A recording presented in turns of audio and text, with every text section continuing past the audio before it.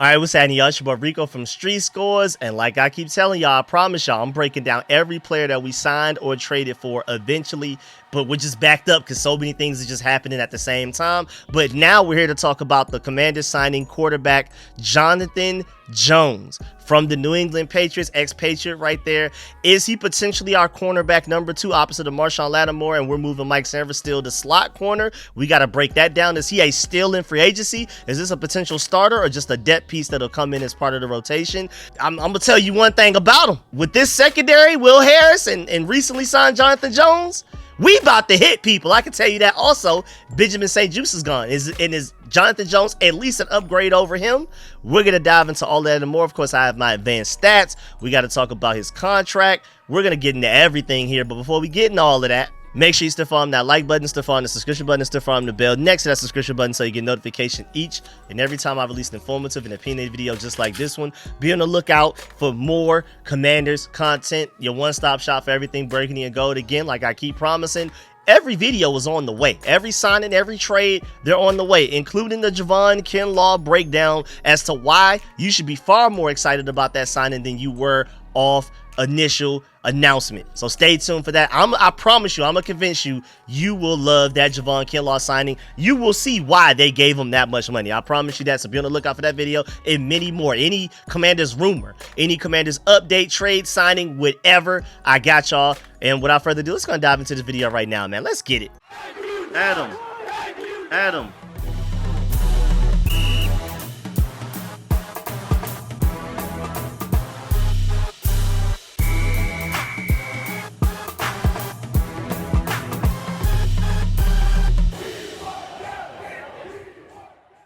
All right, so first up, what even happened? So the Washington Commanders signed cornerback Jonathan Jones. A source confirms he can play both inside and outside. He played for the New England Patriots since 2016. Shouts out to Jeremy Fowler because he was the first one that I saw reported. He said source veteran cornerback Jonathan Jones to the Commanders on a 1-year deal. After 9 years and 11 interceptions in New England, Jones heads to the NFC East from, I guess, the AFC East, basically. I guess that's where he was going with that. And then it came out later that Jeremy Fowler said that the 1-year deal is worth up to $6.5 million per source. And Mark Bullock brings up a good point.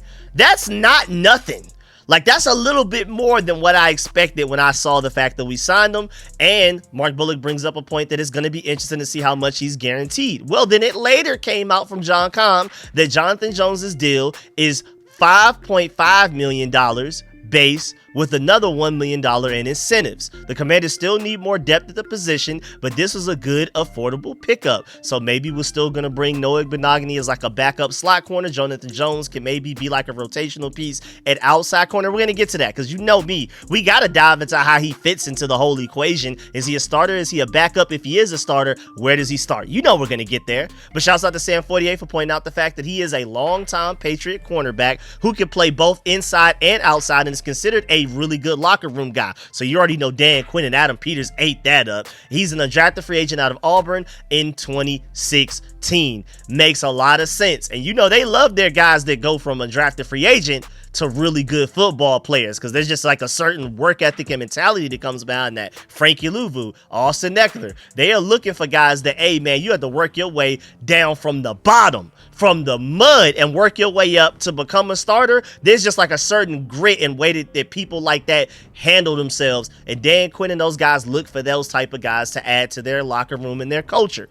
And then shouts out to Grant Paulson for pointing out the fact that he turns 32 September, so he'll be 32 by the time the season technically starts. He spent 9 years with the Patriots. He's had 44 starts over the last 3 years. This is a very experienced guy, and we're not talking about, like, even though he's 32 years old, it's not like his prime was like a long time ago. He's played quite a bit and played well the past couple of seasons as well. I mean, he's had 2 seasons with 3+ interceptions. That's hard to do. He also had 13 passes defense the last 2 seasons, so we're talking about recent production here. And then just in 2024, he played 422 snaps outside and 139 snaps in the slot. Again, a versatile guy, but it sounds more like he's going to be like an outside corner more than he's going to be a slot. But we're going to dive into like why potentially, depending on what's going on, he could do a little bit of both. But also, Not only is he a very productive player, but I also really want to point out the fact that this guy is very durable as well, which is something that Lattimore has seemed to lack, especially since we traded for him. Lattimore has the higher ceiling. He's the younger guy. He's the better player when he's in his prime, when he is healthy. But Jonathan Jones is definitely the safer bet. At the very least, he's staying on the field and being available for us when we need corners on the field. Like, if we had Jonathan Jones last year, we would have never have seen a Michael Davis step onto the field, and you more than likely wouldn't have seen a Benjamin St-Juste at least way sooner in the season than when we finally started to rotate other guys in like Michael Davis to see what we had. If we had Jonathan Jones last year, you definitely would have never have to dealt with Michael Davis. This guy's available, and he's at the very least significantly better than all of those guys. And talking about durability, 2022, he played 16 games. 2023, he played in 14. He only missed 3 games. And in 2024, just last season, he played in all 17 games, even though they technically say he only started in 14 of them. Technically, according to Pro Football Reference, played in 3 games that he didn't start, but he was available every single game last year for the dysfunctional Patriots. I mean, if there was ever a time to mentally mail it in and be like, why am I even giving this my all?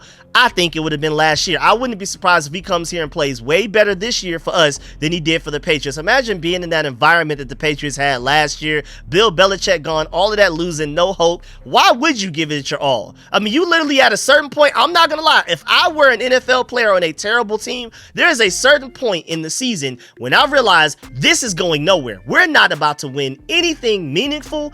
I'm going to protect myself. I'm going to make a business decision that, I'm going to play at least well enough. I'm going to do just enough. I'm not going to give it 110%. I'm going to do just enough to make sure other teams still see I still got it, how good I am, but I'm not going to go all out to where I may put myself at risk of harming myself, getting an injury to where when it's time for free agency, I'm not getting the money that I honestly deserve. So I wouldn't be surprised if Jonathan Jones is a case like that. You'll see when we dive into the Pro Football Focus grades what I mean. Why, like, last year was somewhat of like an outlier of like poor season from him. And shouts out to Commander's Realm. He brings up a good point. A Jonathan Jones kind of player is what I expected after all of the big fish, i.e. like Travarius Ward, DJ Reed, etc. signed elsewhere.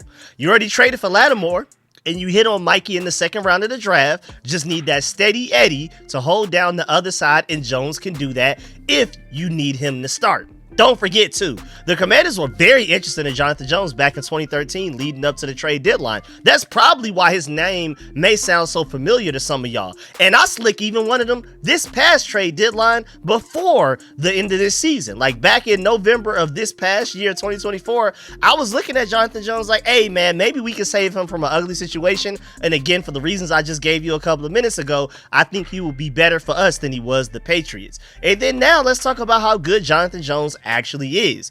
And now, granted, you know how Patriots corners do, man. After they leave New England, they typically get worse somehow. And I mean, they just like magically get worse. And sometimes they get way worse. And it's really hard to exactly gauge why. Like, it may be different reasons for different people, but it always seems like if Bill Belichick is willing to let a corner that he drafted, once it's time for them to get out of their rookie contract and get big money, Bill Belichick is just like, yeah, all right, cool. We're not willing to pay you that. We'll just draft another corner and turn him into you. You can go get that big money elsewhere. And then after that corner gets that big money elsewhere, they end up becoming bad for some reason, or at the very least nowhere near as good as they were on the Patriots. You can blame that on the Patriots system. You can blame that on some of the guys getting hurt when they go to other places. It's a lot of different reasons, but at least differently for us, Jonathan Jones isn't coming here for a big bag, so maybe that is what will break the curse. But I do again think that things will go differently in Jones's case, even outside of just that superstition right there. Like, first of all, you have non-Commanders fans even saying great things about the signing. Everywhere I look, like after we signed Jonathan Jones, you have neutral analysts and even Patriots reporters and fans that I'm looking everywhere. Nobody had anything but good things to say about Jonathan Jones after it was announced that he was signing with the Commanders. So this is after Patriots fans and reporters already know he's leaving the Patriots. He's no longer on the team that they root for or report for, and they're still very high on him. Like, you had Mike Rice. He said Jonathan Jones arrived as an undrafted free agent from Auburn in 2016, hoping to make the roster. He leaves as a two-time Super Bowl champ whose play and leadership evolved to the point he would break down the team in the locker room after W's. Class act all around. Great story. So Dan Quinn and those guys are gonna love that. This is a guy that's like a leader, locker room first guy in, last guy out type of guy, like one of them. At the very least, you don't have to worry about his mentality. Joey Jr. has been screaming about that basically at every press conference. Anybody that will listen, he will tell you we're looking for a specific type of player. Talent is great too, but we need you to have a certain mentality. Jonathan Jones has that. Also, shouts out to Mike Giardi. Again, another Patriots fan / reporter. He simply said, quote tweet to Nikki Javala announcing the signing to the Commanders, did whatever was asked of him and did it well. I mean, Patriots fans have nothing but good things to say. You have Evan Lazar. He said, big props to Patriots cornerback Jonathan Jones. Terrific performance versus the Bills. Now, granted, this was before he went to the Commanders, but he pointed out the fact that he had a great game just as recently as December of this past season, like late last season, just a couple of months ago. He had a great game versus wide receiver Khalil Shakir. 12 routes and man coverage, only 1 catch, 12 yards allowed, and a pass breakup. He said Jones routinely played great trail man technique on Shakir, taking away crossers and in breakers by playing underneath the Bills wide receiver. Just textbook man coverage on the deep over that he shows in the clip. I'm scared to show that clip because I don't know how YouTube is going to react. Man, trust me, if YouTube didn't have any problems with me showing NFL footage, instead of getting the pictures that y'all get in the TV right down here next to me, y'all would literally just get full-blown football highlights, clips, all 22. The reason I don't do that is literally because of YouTube, so don't look at me. I would love to show y'all that clip, but I'm a little scared. I don't want YouTube to get mad at me, demonetize the video, take the video down, whatever. But either way, going back on topic, and just like with Will Harris, who we signed the day before yesterday, now technically March 11th, one thing about Jonathan Jones, if he don't do nothing else, he gonna hit people. And with every signing and trade that we've made so far, from Deebo Samuel to Laramie Tunsil to Javon Kinlaw to Will Harris and now to Jonathan Jones, this team is at the very least way more physical than it was in 2024. And you can tell that that was like a deliberate mission to make that happen this offseason and not just some sort of coincidence. I mean, they're literally doing whatever they can to get rid of all of the Rivera guys and bringing in more of their type of guys, the hard-hitting, physical players that are not afraid to put their bodies on the line and do whatever it takes to win, giving it 110% every single snap and while they're on the field, and like clearly setting a certain tone. This is what Dan Quinn envisioned this team being last year, man. I'm telling you right now, we're going to set the tone in every game that we're in. And you know the way that you close the gap on the Eagles, even if we lack the necessary talent, top to bottom roster-wise, to close the gap. And that's going to take a couple of years. The Eagles would have to get worse, and we would have to get better to if you exclude Jaden Daniels, if you exclude quarterbacks, right now, it will take at least a couple of years to catch up to the Eagles top to bottom roster-wise. But the way that you can close that gap in 2025 and have a great chance of beating them in the regular season and potentially in the playoffs to going your way to winning your own Super Bowl is to be tougher and more physical and hit them in the face, just like how Jalen Carter was doing to Tyler Biadasz, and take their will away to play the game of football from them. And those are the type of signings and trades that we've made this offseason to help with that identity. And Jonathan Jones is for sure a big part of that at cornerback. You're not going to have to worry about him nor Will Harris hitting people at all. And going to look at his Pro Football Focus, again, last year was some sort of like an outlier because you had that 1 year where he kept getting hurt in 2021, so that's why he had a bad grade. But excluding that, last year, again, I would argue an outlier, he had a 60.7 overall Pro Football Focus grade. The year before that, just as recently as 2023, he had a 76.5 Pro Football Focus grade.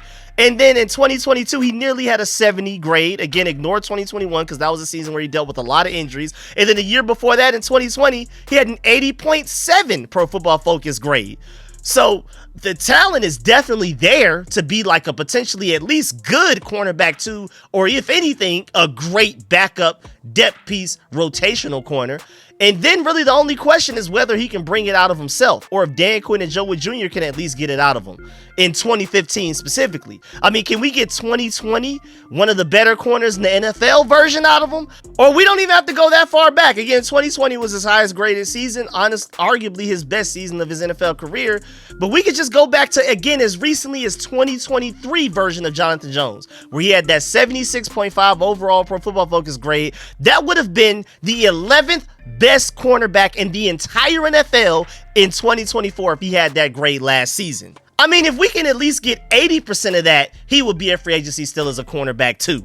11th best corner in the NFL according to Pro Football Focus. I'm telling you, and to help put it even in better perspective for you, Jonathan's 76.5 overall grade was more than an entire 10 points better than what St-Juste did this past season. Or to help you even more, that 2023 Jonathan Jones season, 76.5 overall grade, was higher than every Charvarius Ward season he's ever had in his career outside of 2022 and 2023. Or even for those of y'all that wanted Byron Murphy.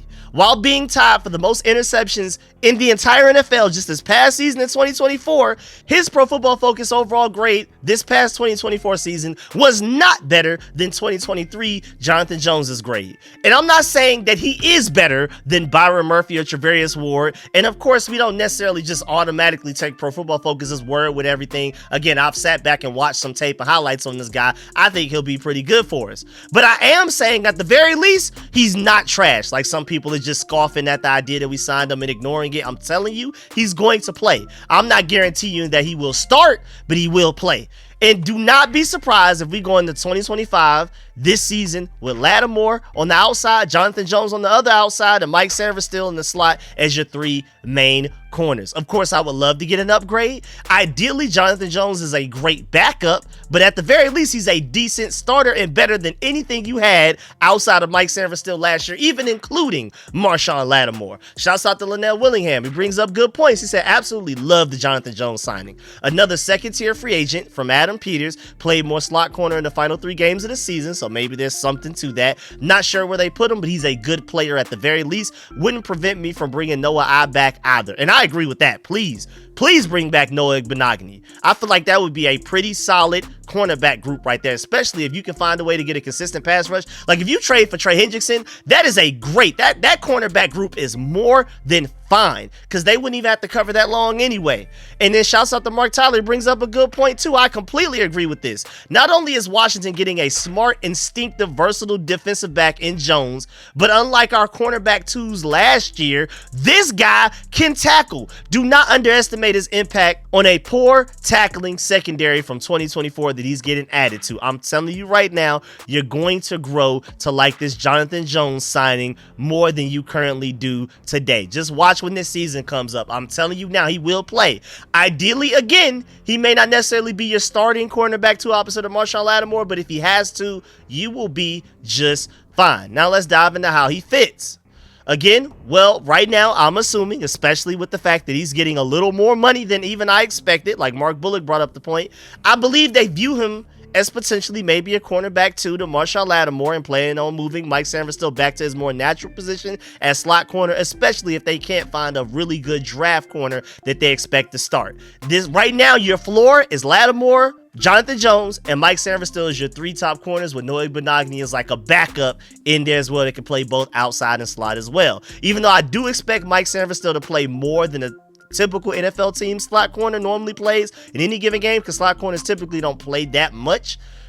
But I just feel like Mike St-Juste is just too talented to take off of the field too often. So I think he's going to play a lot even as a slot corner technically. But back to my main point, I'm pretty sure they see Jonathan Jones taking over as the starting outside corner opposite of Marshawn Lattimore, unless they have some contingency plan out there in the draft where they feel like they can definitely get a guy that can come in and start. But as of today, I'm projecting Jonathan Jones as the other outside corner. And even though he is a certified outside corner, and he definitely is more outside than he is inside, even though he can play both. I also want to point out the fact that he's 5'9", 183 pounds, which is literally a typical slot corner build. Like he's basically built like Mike St-Juste. And last season again, Jones played 404 snaps at outside corner and 166 of them in the slot. And again, the last 3 games he started to play more in the slot than he typically does. So if Dan Quinn and Joe Wood Jr. want to, they could switch Jones and St-Juste interchangeably any given play to kind of like confuse defenses and keep them on their toes and keep them guessing and hesitating, which would allow our pass rush more time to get to the quarterback. It's just an idea, but with the fact that you have Mike St-Juste, who played a lot of outside last year, even though he's more of a natural slot corner, you have Jonathan Jones, who played far more outside corner last year, but he's starting to play more slot as he's gotten older in his career. Both of those guys can play both outside and slot. Maybe you change them in and out depending on the play to confuse defense. It's just an idea. But at the end of the day, again, I'm expecting Jonathan Jones to primarily be our starting outside cornerback 2 opposite of Marshawn Lattimore. And as long as he's covering only the second best wide receiver or any other team, I think we're pretty straight. Again, we made it to the NFC Championship with Michael Davis and Benjamin St-Juste playing in December. Like, come on, bro. Like, I'm telling you, it can't get worse than that. So, now I ask you the question, are we done at corner?